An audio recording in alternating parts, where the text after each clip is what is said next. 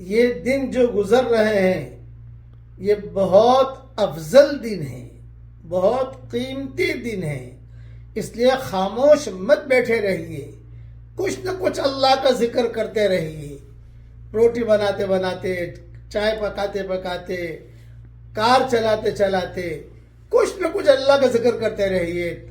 پڑھو میرے ساتھ، اللہ اکبر کبیرا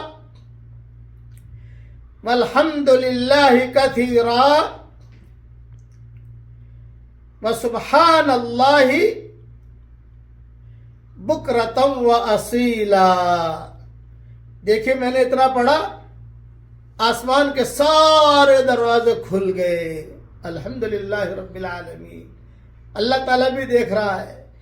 اور دوسرا یہ کہ بعض کتابوں میں لکھا ہے کہ رسول اللہ صلی اللہ علیہ وسلم نے جب بولنا شروع کیا تھا تو سب سے پہلے آپ کی زبان مبارک پر یہ جملے آئے تھے۔ ایک مرتبہ اور پڑھ لو، پیارے نبی کی محبت میں اور پیارے اللہ کی محبت میں، اللہ اکبر کبیرا والحمد للہ کثیرا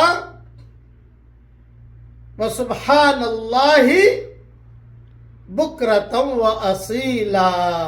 اللہ تعالیٰ ان دنوں کی قدر کرنے کی ہم سب کو توفیق عطا فرمائے۔